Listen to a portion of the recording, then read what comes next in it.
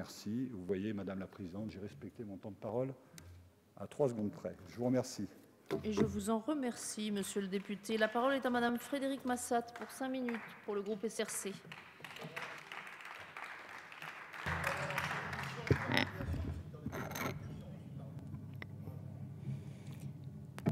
Madame la Présidente, Messieurs les rapporteurs, Monsieur le Président de la Commission des affaires économiques, Madame la Ministre, mes chers collègues, ce texte a le mérite de proposer des solutions afin d'éviter l'apparition d'une fracture numérique qui reviendrait à constater le déploiement d'un très haut débit des villes et d'un bas débit des champs.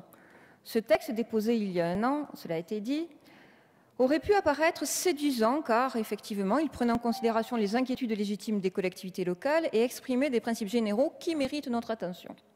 Dans un contexte, on l'a également dit, où l'État était relativement absent d'une politique publique en la matière.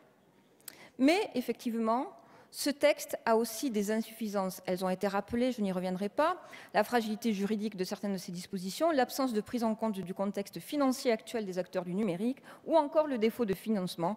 Et c'est la raison pour laquelle nous ne pouvons pas le voter, car en plus, outre la logique, il n'est pas compatible avec la logique que nous a présentée Madame la Ministre il y a quelques instants. Et effectivement, il méconnaît les impacts financiers qu'impliquerait l'ajout d'obligations aux opérateurs. Selon le rapport de l'ARCEP de juin 2012, les zones blanches du haut débit concernent encore 265 000 foyers non éligibles à l'ADSL. 42% des lignes sont éligibles à des débits inférieurs à 8 mégabits, c'est-à-dire qu'elles ne permettent pas de souscrire un abonnement triple play. Les élus de la montagne, qui représentent un quart du territoire, 5 millions d'habitants permanents et une population de 13 millions de personnes qui la fréquentent de façon temporaire, répartie sur 6 massifs, revendiquent l'accès au très haut débit à l'égal des autres citoyens. Au nom de l'équité territoriale, il y a urgence à imposer des solutions adaptées afin que tous les foyers français, où qu'ils résident, bénéficient du niveau de débit correspondant à leurs besoins et au même tarif. C'est pour favoriser l'attractivité et le développement économique des territoires de montagne qu'un certain nombre de députés, effectivement, ont déposé en son temps une proposition de loi sur le très haut débit.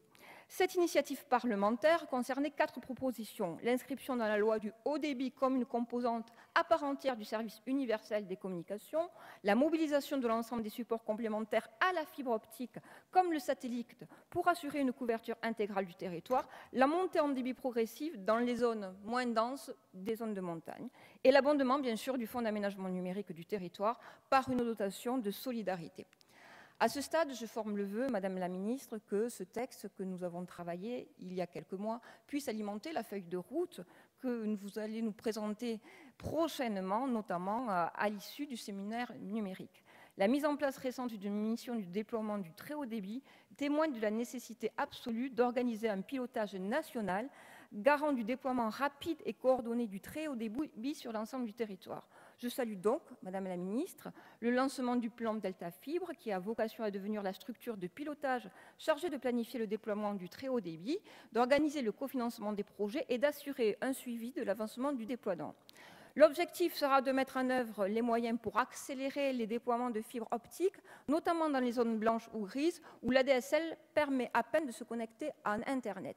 Les élus de la montagne seront très attentifs à la cohérence du déploiement et sont à votre disposition, Madame la Ministre, pour y travailler.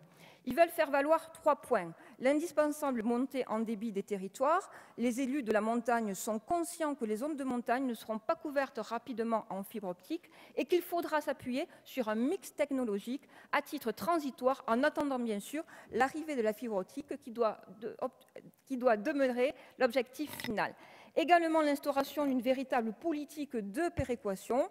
Les opérateurs du très haut débit sont essentiellement attirés par les territoires urbains. Cela a été dit car ils s'engagent une rentabilité assurée à court terme et à moyen terme.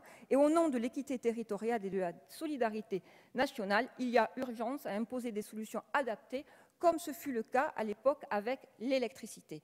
Et puis, bien sûr, la recherche de sources complémentaires de financement. On a parlé du Fonds d'aménagement numérique du territoire qui devra être abondé par une dotation de solidarité numérique.